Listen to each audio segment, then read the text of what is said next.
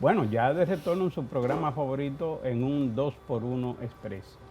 Y tal como nosotros habíamos anunciado desde la semana pasada, está con nosotros Henry Ebrard, un economista francés que es consultor en el área precisamente de economía y una persona muy querida por el comercio, ya que desde hace muchos años, más de 20 años, estamos nosotros hablando de una reforma tributaria 360 grados, que fue la bandera insignia de Henry Ebrard hace 20 años, ¿verdad?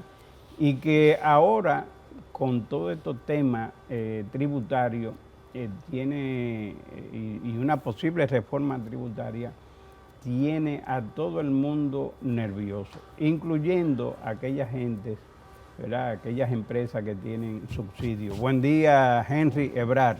Muy buenos días a los dos, gracias por la invitación a este importante programa de la mañana. Henry, hablando de esta reforma tributaria, ¿es necesario hacerla?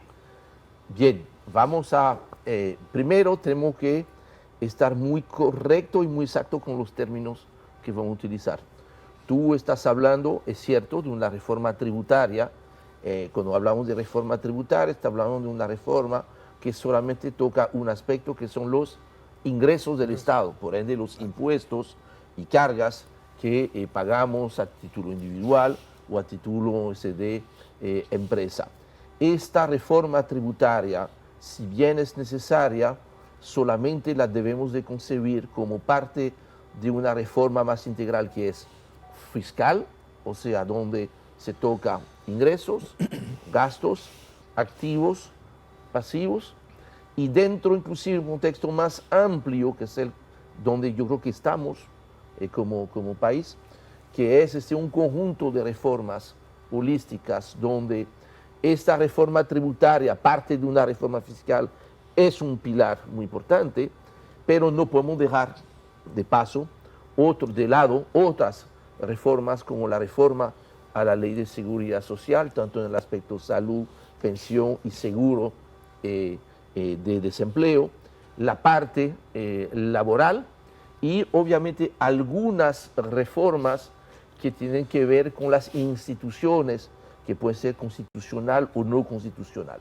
Yo creo que en este sentido sí, una reforma tributaria, pero dentro de todo este contexto, porque si solamente es hacer una reforma tributaria aumentando tasas, lo que estaríamos haciendo es dirigirnos hacia la autopista del desastre.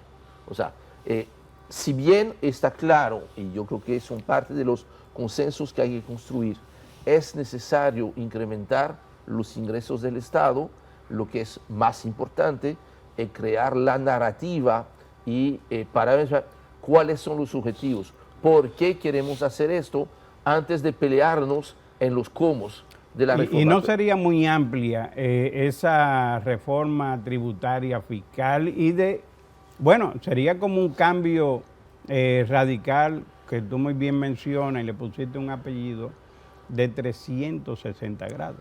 Pero es que el momento ha llegado y yo creo que en vez de, yo sé que mucha gente se está preocupando porque obviamente cuando hablamos de la posibilidad que dentro de este conjunto de cambios haya una reforma tributaria, la parte tributaria, obvio, que asusta a la gente. Ahora, si solamente vemos esta parte de la reforma y si la narrativa, el relato que se construye desde el sector oficial solamente habla del tema de los ingresos, va a ser complicado porque la gente le va a tener miedo. Yo no le tengo miedo a las reformas, todo lo contrario, le tengo miedo que ahora no podamos, por las razones que sea, aprovechar el momento para hacer las reformas que son necesarias. En su conjunto. En su conjunto. República Dominicana está ahora en una posición histórica, o sea, en una oportunidad histórica que tiene el país. Hace un poco más de 30 años atrás, ¿verdad? La República Dominicana, en respuesta a grandes crisis social, económica, política, inicia algunas grandes reformas estructurales, que son las que posicionaron la República Dominicana. Usted recuerda el avión listo en la pista para despegar, ¿no? Sí. Que mencionaba el doctor Balaguer. Y eso fueron 30 años de crecimiento que nadie puede negar, pero que ha tenido una dificultad.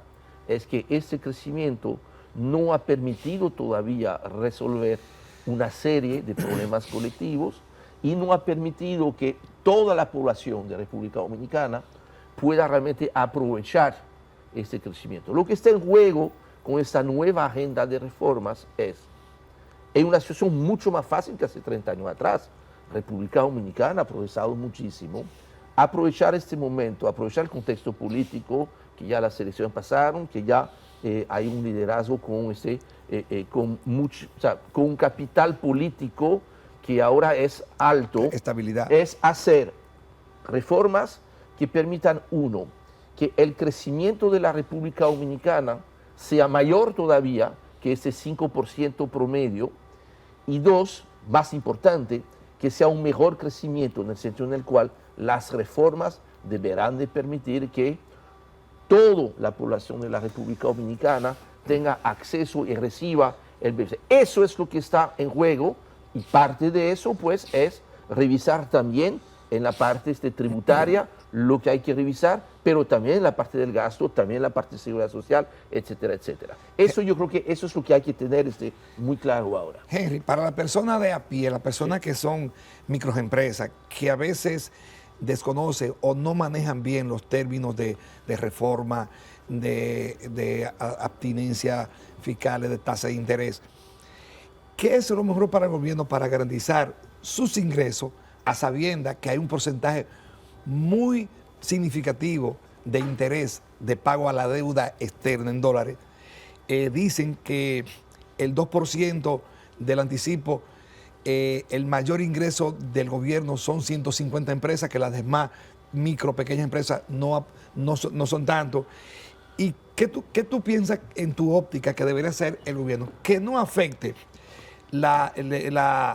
el desarrollo económico en la parte micro, la clase media, que no le afecte tanto, el impacto no sea tan fuerte, que mantenga un ingreso permanente, un poco más, y que no haya una inestabilidad tan fuerte. Cuando se habla de reforma, la gente piensa, bueno, es una abstinencia muy fuerte en términos económicos, pero dicen también, ¿qué tú piensas? Bajarle ITEVI y aumentar la cantidad de gente que lo paga. La gente dice de 18 a 16, otro a 15.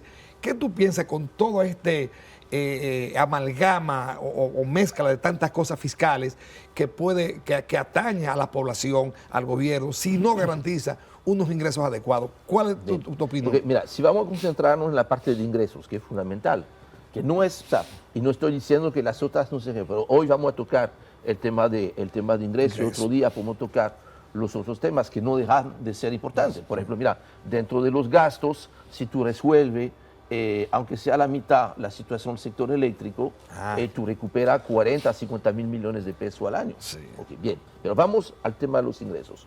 Primero, en el tema de los ingresos, yo creo que todos debemos estar conscientes de que los problemas colectivos necesitan soluciones colectivas. Soluciones colectivas quiere decir que desde un Estado eficiente, que tenga suficientes ingresos y que tenga calidad de gasto, va a tenerse los recursos suficientes para hacerlo. Hoy en día, por más que tú mejores la calidad del gasto, la cantidad de ingresos no es suficiente. Primero, no lo es en su conjunto, y dos, el tema de los intereses de la deuda, que se están llevando prácticamente el 25% de los ingresos, hace que 25%. Cuando tú empiezas la jornada, ya tú tienes 25% menos de ingresos para atender educación, salud, pagar la nómina, hacer inversión en infraestructura, todas esas cosas que tiene que hacer un Estado. Entonces, entendemos que sí hace falta que se incrementen los ingresos. ¿Cuál sería la mejor manera de incrementar los ingresos? Pues bien, hoy en día, si vemos lo que es gobierno central, vamos a estar haciendo cuentas rápidas, no cuentas de contador público, sino cuentas de economista, grandes masas. prácticamente hoy en día tenemos un sistema tributario donde una tercera parte de los ingresos proviene del ITEVIS, otra tercera parte proviene de los impuestos sobre la renta, Sí. y otra tercera parte todos los demás impuestos. Entonces, no hay posibilidad de hacer una reforma del lado de los ingresos sin tocar el tema de ITEVIS Sí. y el tema de impuestos sobre la renta. Bien.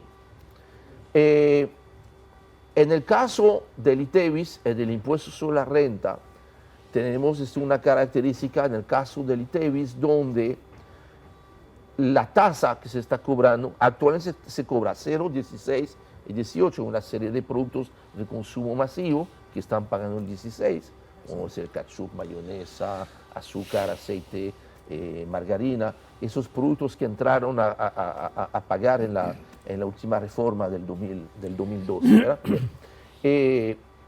Cuando nos comparamos con los otros países de la región, esta tasa del 18 es relativamente alta. Al mismo tiempo tenemos una parte importante de bienes y servicios que no pagan ITEVIS, estamos hablando casi un 50%, por ejemplo, no se cobra el ITEVIS a la electricidad, a la medicina, a la comida, y qué bien que así sea. Pero también tenemos, de acuerdo a estudios de la DGI, yo no sé si hay un estudio más reciente, pero se estima que la evasión, en el caso del ITEVIS, debe andar todavía entre un 40 y un 45%. Es alto. Entonces, lo ideal sería que efectivamente tú puedas plantear, ampliar un poco ¿Y se ha determinado de dónde viene esa evasión? Hay muchas, fuentes porque también individual. al mismo tiempo tenemos una economía que todavía es altamente informal, donde en el sector privado, escuche bien eso, en el sector privado de cada 3 empleos, uno solo es formal. Sí. Entonces, una reforma que no plantea mejorar la situación de informalidad, de evasión, de pérdida del sector eléctrico, es una reforma que no va a lograr realmente sus ingresos. Inclusive, al tener esta posibilidad en el caso del ITEVIS, eso abre la posibilidad de que se pudiese entonces recaudar más bajando algunas tasas. Es muy probable de que en vez de tener una tasa de un 18, tú puedas tener una tasa máxima de un 15, un 16, y eventualmente productos que tendrían que empezar y servicios que tendrían que empezar a pagar no tienen que estar pagando la tasa máxima. Y yo creo porque también la narrativa de la reforma es muy importante. Creo que al igual que en los países más desarrollados del mundo, hay una serie de bienes que no pagan ITEVIS.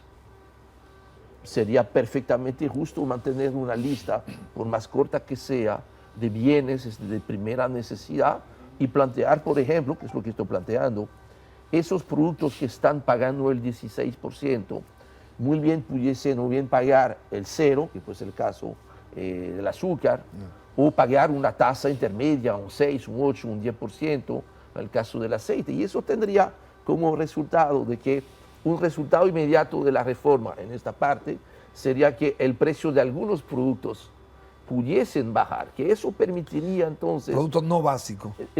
Ver entonces la reforma de una manera también que puede ser simpática en algunos aspectos. Ahora, no perdamos de vista que en el caso del ITEVIS, el propósito del ITEVIS tiene que ser uno solo: recaudar, recaudar, recaudar, recaudar. Todo lo demás es cuento. Sí, eso es no se hace justicia social trabajando tasas del ITEVIS. La justicia social se hace a través de un gasto público bien ejecutado. Entonces, yo creo que del lado del ITEVIS, en la medida en la cual tratemos de ponernos de acuerdo de que, mira, una meta puede ser bajar la evasión al 15, al 20%, como lo tienen otros países, ponerse de acuerdo en cuánto tiempo se va a lograr esto.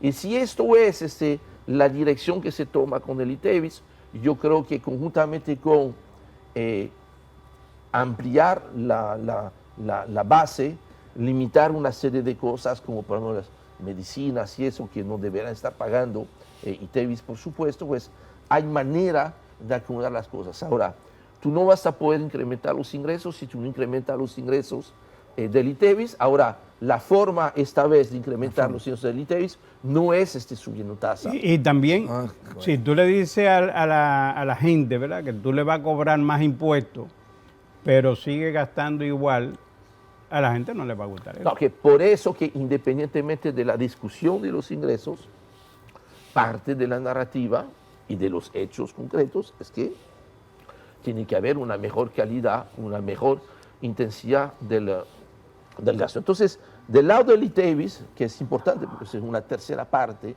de la recaudación, hay un potencial importante de incrementar las recaudaciones sin estar subiendo las tasas. En el caso del impuesto sobre la renta, yo separaría lo que es empresas y lo que son personas, que son dos cosas diferentes. Ayuda en los ingresos a aumentar las exportaciones de los bienes, tanto agrícolas como agroindustriales o de lo que se exporta, que la mayoría son asuntos médicos. Ayuda a las exportaciones, que estamos en una balanza de pago muy negativa. Ayuda a que se aumente eso. Obvio que dentro de todas las reformas que debamos de hacer, deben ser reformas que permitan aumentar e incentivar la producción nacional, que sea desde el campo, la industria, la transformación de los alimentos frescos. Por eso hay que tener cuidado de que las modificaciones en el andamiaje de los impuestos no vayan a mandar un mensaje contrario. Tiene que permitir una mayor participación, una mayor inclusión, más empleos formales y mayores niveles de producción, porque si tenemos mayores niveles de producción, los precios pueden bajar. O sea, la inflación es también un resultado de que no hay suficiente producción y necesitamos en parte de la comida, que eso es fundamental, que es esencial, porque el mayor problema que tuvimos con la inflación es que la inflación fue muy superior en el caso de los alimentos y lamentablemente los hogares de quintil 1, quintil 2, o sea, el 20-40% de los hogares más pobres, casi el 50% de su presupuesto es la compra Henry, de alimentos. La verdad que este tema es tan importante y tan necesario tratarlo para ir creando en la gente conciencia, ¿verdad?, de lo que significa. Que yo creo que vamos a tener que invitarlo en varias ocasiones para aclarar algunos puntos. Con mucho gusto. Por ejemplo, lo del ITEVIS. Ven todos los lunes. Lo del ITEVIS lo tratamos más o menos, ¿verdad? Lo tratamos más o menos, pero se nos van a quedar muchísimos temas pendientes y nosotros nos gustaría ver qué posibilidad habría para una próxima oportunidad. Con mucho gusto, porque habría que entrar más en detalle el tema del impuesto sobre la renta, porque ahí sí hay dos cosas. Las empresas, más del 80% de las empresas del país son empresas pequeñas, pequeñas y micro, ¿no? Que es donde está el problema, en la micro y en la pequeña. Y no es verdad que esas empresas, muchas de las cuales están informales hoy en día, van a poder formalizarse y pagan una tasa de un 27%. No. O de un 30%, que yo he visto algunos que están tirando bolas de que pudiese subir la tasa del impuesto. Y lo de la informalidad, Henry, porque, por ejemplo, la mayoría de las propiedades aquí en el Distrito Nacional y en muchas partes del país son informales, no tienen título de propiedad, sobre todo en la parte alta de la ciudad y en San Carlos y muchísimos sitios de esto. Quiere decir, en el ensanche de la Fe también, quiere decir que hay que hacer una revolución, si se puede el término, o una reingeniería en sentido general de lo que sería la fiscalidad, lo que sería la parte tributaria, la inversión, los gastos. Es que es ahí donde yo creo que la narrativa, ¿qué es lo que estamos, a dónde queremos ir? Que es, mira, nosotros podemos pensar duplicar el tamaño de la economía dominicana, que está muy bien, pero más importante es que si se va a duplicar es lo que va a permitir que entonces la calidad, el nivel de vida de todo el mundo va a mejorar de manera significativa. Eso yo creo que es lo que está en juego con esta reforma, de que la gente pueda tener acceso a una mejor educación, Henry, a más salud y todo eso. Muchísimas gracias por estas ideas y estos consejos de Henry Ebrard. Y vamos a ver si el próximo lunes usted nos puede acompañar. Señores, a ustedes los invitamos a que se mantengan ahí, porque en breve, en brevísimo, viene Luis Méndez con los deportes. Adelante.